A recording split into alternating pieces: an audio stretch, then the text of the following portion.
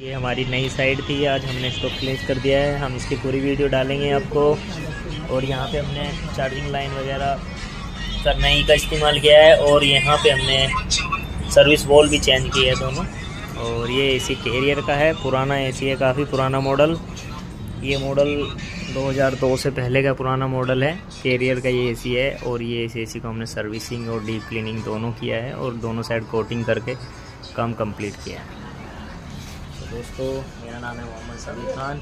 आप लोग मुझे सपोर्ट करिए और मेरी वीडियो को शेयर करिए और लाइक करिए और कमेंट करिए अगर वीडियो आपको अच्छी लगी तो। हम दोनों हैं यहाँ पे।